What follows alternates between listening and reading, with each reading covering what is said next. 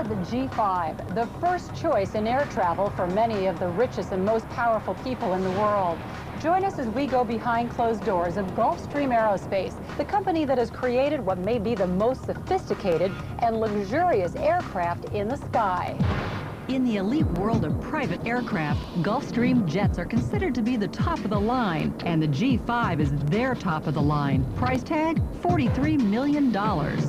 Traveling at nearly the speed of sound, it cruises at 51,000 feet, high above commercial air traffic. It can fly from New York to Tokyo in less than 13.5 hours on one tank of gas. The quiet city of Savannah, Georgia, is home to Gulfstream's 1.3 million square foot production facility. I went behind closed doors to see what goes into making these high-priced private jets. But first, I wanted to experience flying on a G5 to see exactly what $43 million can buy. President and COO Bill Boyster accompanied me on my flight. There's first class and there's this. There's this. Yeah, this is a big difference. The jets are almost the size of a 737. The Gulfstream seats up to 19. The 737 seats 102. Private jets are nothing like their commercial counterparts. It's incredibly quiet.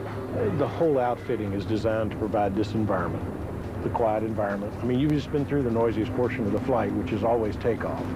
And you and I conversed all the way through it. It's like this luxurious little cocoon. Yeah. With more than 1,600 square feet, it's bigger than many houses. The 50-foot-long cabin can be a flying office or a home away from home. Ah, we had a great ride. These jets are a part of a world of power and privilege few of us will ever see. On board, behind closed doors, multi-million-dollar deals are signed and classified military missions are planned. The U.S. government uses Gulfstream jets, and so do other countries around the globe. Bill Boyster is a former Air Force pilot with decades of experience in the business jet industry. So who is a typical Gulfstream customer? Well, a typical customer is actually a large multinational private or public company, or 33 governments around the world own our airplane, and wealthy private individuals. 9 out of 10 of the top Fortune 500 companies have a Gulfstream. And celebrity G5 owners include Jim Carrey, Tom Cruise, and John Travolta. But it's not only the rich and famous. Military officials, cabinet members like Colin Powell, and even heads of state use G5s. It's the Air Force One for many countries. And in fact, given the mission might be to a small airport or for a specific reason, our president could fly in this airplane. The diplomatic missions that are going on right now in the world with respect to the Middle East and terrorism and so forth, many of the leaders of our nation are flying on the C-37A, which is the U.S. Air Force version of the Gulfstream 5. When you need to go Washington, Dubai nonstop, you can do it in the G5. These ultra-long-range jets can stay in the air for 14 hours at a time. They're small enough to land where large commercial jets can't, but they're big enough to accommodate special gear such as electronic surveillance equipment.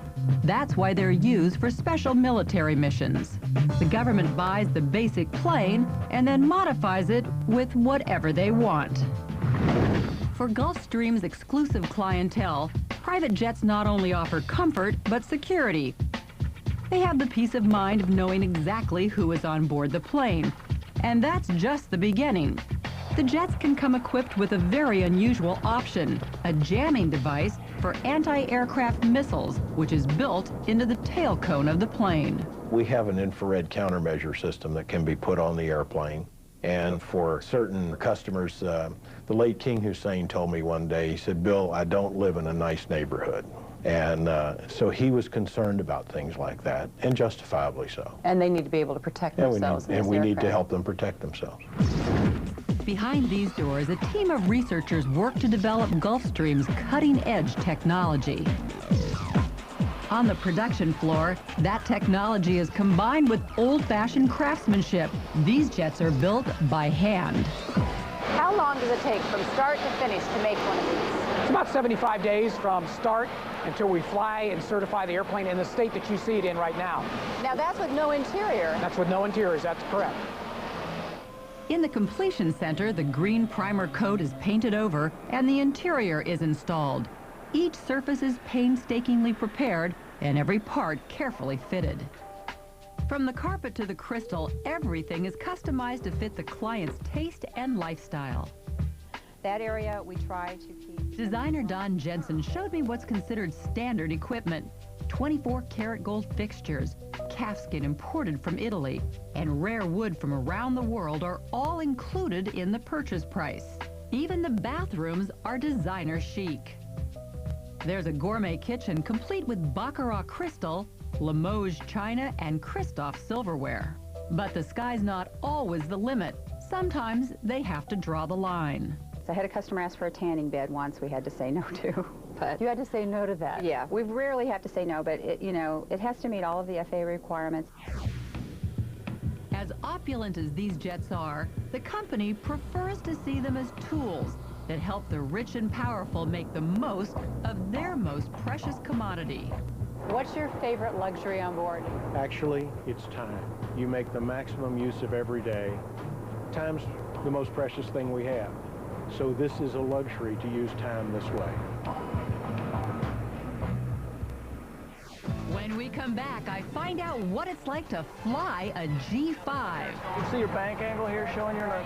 As I take the controls. That's 30 degrees right there. Behind Closed Doors will continue in a moment here on A&E. Behind Closed Doors with Joan London continues here on A&E. Long lines, security checks, canceled flights and crowds. This is air travel for most of us. But for those who can afford a multi-million-dollar Gulfstream jet, flying is an entirely different experience. The big differences are you're in control of your environment. You leave when you want to leave, and you arrive where you want to arrive, and you travel with the people you want to travel with. You don't even have to have your seat in the upright position as you're landing, do you? Well, there's certain things we like to have people do aboard the airplane to make sure that they are safe and secure, but yeah, you get to determine quite a few things that go aboard your airplane. It's your plane, so you can smoke if you want to. There's no charge for headsets, and you can sleep in total comfort. Traveling by private jet is completely different, and so is flying one. When you are a pilot for a private jet, you're on call all the time because your life has to kind of duplicate the CEO that you fly for, right? That lifestyle is a lot different than a scheduled lifestyle that you'd have working for an airline. First thing is it's not boring. You get to interact with a very interesting clientele of people. And you get to fly this kind of aircraft. And you get to fly this leading-edge technology. Now, we have technology that the airlines won't see for 10 years. The people that own these airplanes don't mind paying to have that technology. Gulfstream's new enhanced vision system is one of those breakthroughs. We can see through weather, and we can see at night. So this is almost like night vision kind of a thing. So when the rest of us are looking out the window and we see nothing, you can see through it and see that runway. We're seeing the runway, you're seeing the mountains. You can see the deer on the side of the runway, all that. Like Randy Gaston, many pilots have military backgrounds. Others have worked for commercial airlines. Although most corporate pilots generally don't make quite as much as their commercial counterparts, they can make close to 6 figures, and their jobs are anything but routine. And the destination is always unknown until you've got notifications say this is where we're going. There's a different preparation period for that, so you're going to do a lot of your own homework. Nobody else is doing it for you. Flight attendants also have added responsibility, since there is usually only one on board. They take care of fewer passengers than on commercial flights, but they do much more than pass out peanuts. Everything's really up to her. It's her show, her dinner party. She does fruit, lots of wonderful food. Menus are printed. It's so far removed from commercial flying you wouldn't believe. A flight attendant on a private jet also has to know the value of discretion. We don't ever talk about what happens on the airplane because private airplane means exactly that. Anything you see or hear, you never heard it, you never saw it. But they have to know a lot more than just protocol. Gulfstream crews can train at Flight Safety International, next door to Gulfstream headquarters.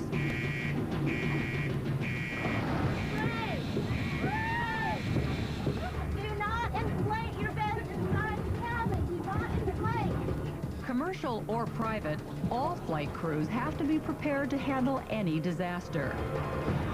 Full-size mock-ups of Gulfstream jets, complete with motion, smoke, and water, make evacuation training exercises as realistic as possible. Down the hall, simulators put pilots through a rigorous program without leaving the ground.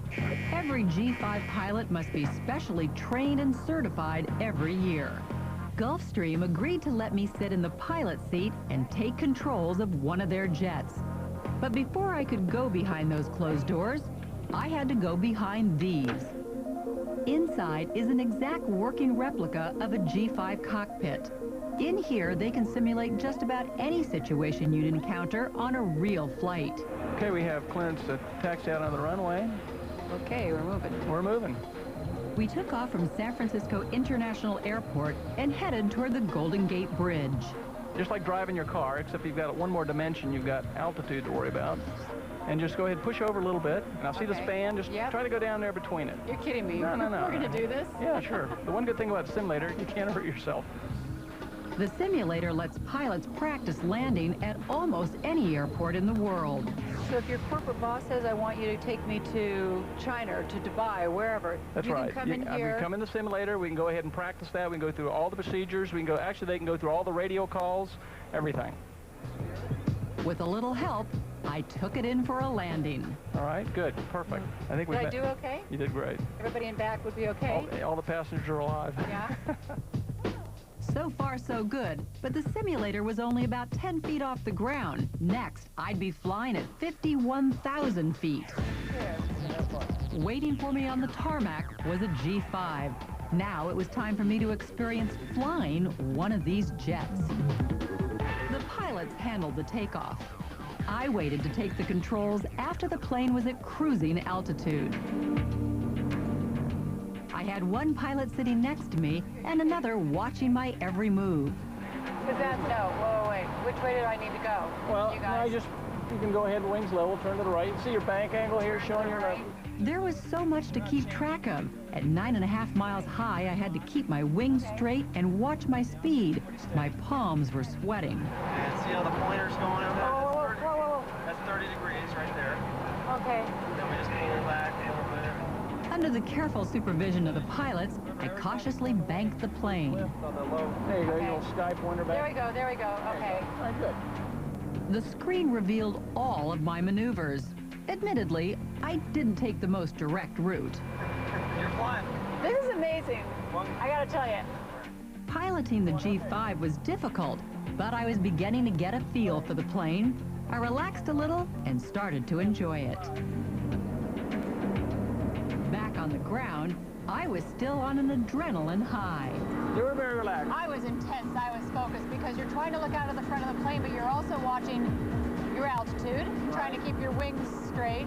There's a lot of stuff, and then you guys have to talk to the ground at the same time. That's right. We have to talk and fly at the same time. Sometimes that might be a little much, but we thought you did an outstanding job. If you're tired of hassles, lines, and crowds, and just happen to have a spare $43 million, Gulfstream has the jet for you.